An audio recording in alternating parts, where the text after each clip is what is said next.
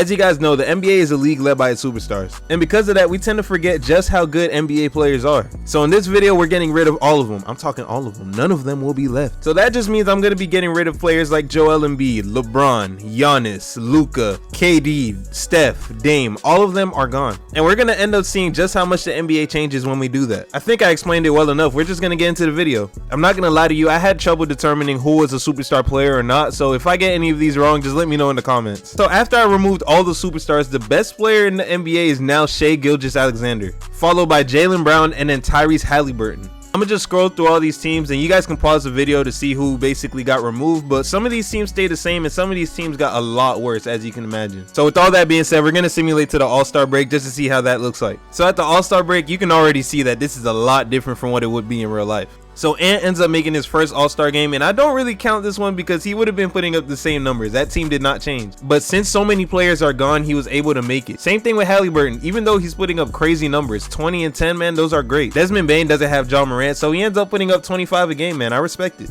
And Christian Wood's numbers didn't really change too much, I'm not gonna lie, but he has no Luka, so of course it's better than what it would be if Luka was there. I didn't even realize this, but Shai and Jaylen Brown are the All-Star captains, and that makes sense because they're the top two players in this league overall wise. Taking a look at the leading scorers, Zach LaVine is actually first, averaging about 21 a game. And look at my boy Anfernee Simons, man. He's basically putting up 30 a game. I'm not too surprised about that because in real life, he kind of does this when Dame is gone. I'm not too surprised, but the Wizards are #1 in the Eastern Conference. Their team did not change that much, so that's why I'm not really too surprised. But the Detroit Pistons are actually 4th, bro. That is crazy. On to the West, I'm not surprised with this either because their team also did not change. The Minnesota Timberwolves are #1, but I'm actually surprised that Portland is #3 in their conference. And the Lakers are just ass, man. 13 and 45, they're the worst in the league. Now that I've updated you guys in the middle of the season, I'm gonna catch you guys at the end of it. So at the end of season 1, SGA ends up winning MVP. And these numbers are mad realistic to the ones he's putting up in real life, so I'm not even surprised about this. This is respectable. Every other award in the league basically looks kind of okay. Like, I wouldn't be surprised if any of these happened. And here you can see all of the playoff matchups. We're going to simulate all of these and see how it goes. And going on to round 2, I'm actually pretty surprised by some of these results. I'm very surprised that OKC was actually able to beat Memphis, but now that I think about it, they did have the MVP, so I can't be surprised. So yeah, I'm going to simulate this round and we're going to see who makes the conference finals. And this is actually pretty crazy because all of these are teams that you would not expect in real life to actually win the championship. But these 4 teams have a shot, so that's kind of crazy. So as you guys can see here, the Portland Trailblazers actually make the finals, but Atlanta and Cleveland are fighting to win that series. So we're going to simcast that game and see if we can actually hop in. This is low-key an even matchup, but I'm gonna have to give this to Portland, man. I gotta support my boy Anfernee. So there's 47 seconds left in this game and Portland is only up by 2. If they win this, they win the championship. And Anfernee Simons gives it to Jeremy Grant, and Jeremy Grant ends up getting fouled. Jeremy Grant's second free throw to give them a 3-point lead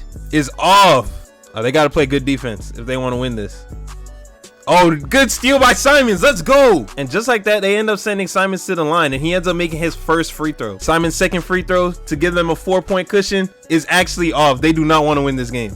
And they end up throwing it up. They have no timeouts. Actually, they do have a timeout. I don't know why they didn't call it. Oh, for 3. Oh, for 3. And that's off. They end up winning. They have to win the championship. Yep, they won. There's no way. All Anfernee Simons has to do is hit this free throw. And he makes it. And he also makes the second one. So they're going to win this title. There's no way they lose. And just like that, the Portland Trailblazers end up winning the title with no superstar. That's crazy that the year that Dame ends up getting wiped from existence, they end up winning a championship. This was the last team that I expected to win. I'm not going to lie to you. And to no surprise, Anfernee Simons ends up winning finals MVP for the Portland Trailblazers.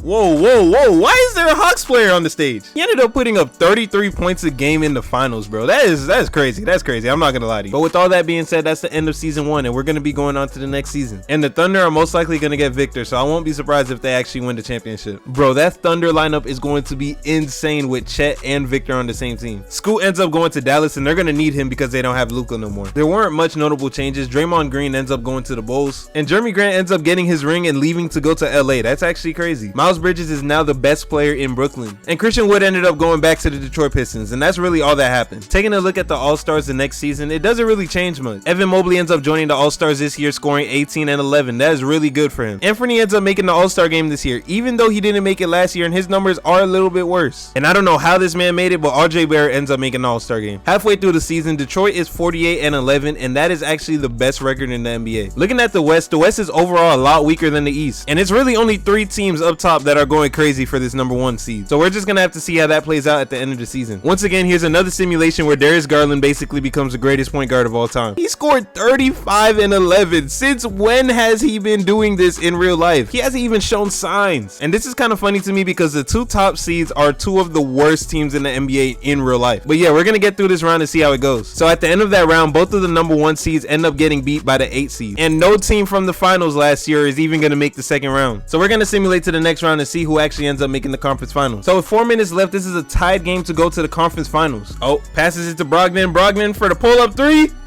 And that's off. I knew he was gonna make that, no lie. Bradley Beal to the bucket, easy layup. I knew that was in there, bro. There is no way he was gonna miss that. Bradley Beal scoring 39, and Jaylen Brown has 32.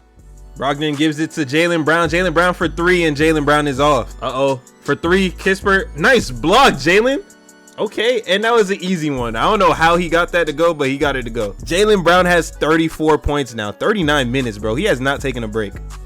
Oh, nice spin. The good stuff. That's in there. Oh, he missed. Oh, Jaylen Brown to the basket. Nice little layup, man. Nice screen to the basket, and that was an easy layup.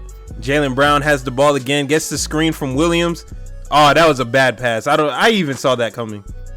Oh, Bradley Beal. Post fade. Oh, that was off. Yo, Jaylen Brown.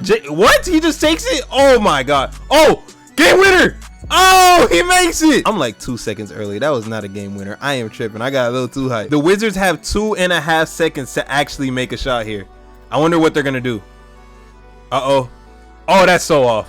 There's no way. Okay. And Boston is going to end up making the conference finals, bro. They win by 2. That was a nail biter. I'm not going to lie to you. Jaylen Brown put up a performance of a lifetime, bro. 36, 11, 5, 2 steals, and a block. But he had 8 turnovers. That is terrible. Moving on to the conference finals is going to be OKC versus New Orleans and then Toronto versus Boston. Both of these matchups contain the #3 seed and the #8 seed. So the 1 and 2 seed in both of the conferences got knocked off already. I'm already starting to see that without superstars in this league, it kind of gets easier for any team to face each other. But yeah, we're going to get past this round and we're going to see who's going to face each other in the finals. The Celtics ended up getting swept and the Pelicans won in 7 games. So in the finals is going to be Brandon Ingram and the New Orleans Pelicans versus Scottie Barnes and the Toronto Raptors. This might be a really great series. I'm not going to lie to you. The Raptors end up getting the 2nd ring of their franchise and Fred VanVleet ends up being the finals MVP. I'm not too surprised that this team could still win without a superstar. Fred VanVleet was one of them players where I was like, damn, should I keep him in here? But, you know, I had to keep him in here. So moving on to season 3, there weren't too many notable changes, but Lonzo Ball ended up going to the Orlando Magic. Bobo ended up leaving the Magic and going to the Mavericks. Bro, do you see this team? This team is literally going to win the ring. There's no way they don't. And the highest overall players are now tied between Evan Mobley and SGA. But with all that being said, let's go into our last and final season. So in this season, we end up having 5 first-time All-Stars. The first one being Josh Giddey, averaging 21, 8, and 8. Man, I can see him doing this in real life. Victor Wembanyama made it with 27, 2, 1, and 1. But, you know, I can imagine that other players in the league right now are doing this. But, hey, man, it's Victor. You know he's going to make the All-Star games. And you know he's going to be OP in 2K, man. He 5 made it, and he put up 24, 10, and 5, man. Those are really good numbers. Scottie Barnes also made the All-Star game, scoring 21, 7, and 5. A great all-around game with 1 steal and 1 block. 33 and 10, bro, with 2 steals, bro. He might be MVP. The Eastern Conference standings are pretty close, with Indiana being the 1st seed. The 1 through 5 seeds are literally 5 games within each other, so that can change a lot by the end of the season. In the Western Conference, it's a little different because the top 2 seeds are way above the others. So with all that being said, let's get to the end of the season. And once again, Darius Garland looks like prime Magic Johnson. And then this guy ends up winning Most Improved Player. And I don't know how much he put last year, but I believe it. Looking at all of the teams that made the playoffs, I'm not really too surprised with any of them. All of the teams that you guys see are just young teams. So, you know, I can imagine without their superstars, they would just grow to end up being playoff teams. Now, I am surprised that the Brooklyn Nets actually made it because we remember the Brooklyn Nets were terrible. And I'm also pretty surprised that the Mavericks made it because Christian Wood left them. And before that, Luka left them and they were terrible also. But we're going to simulate that first round and we're going to see who wins. It looks like the only real competitive series in the first round was Detroit versus New York. After that, every other series ended up ending in a sweep, 5 or 6. And none of the second round matchups ended up being competitive at all. And in the NBA Finals is going to be the Indiana Pacers versus the Oklahoma City Thunder. They have SGA, Josh Giddey, Kyle Kuzma, Chet Holmgren, and Victor, bro. There's no way you beat that. And never mind, they end up going to 7, bro. I'm going to simcast this game. Tyrese Halliburton with 22 and 15,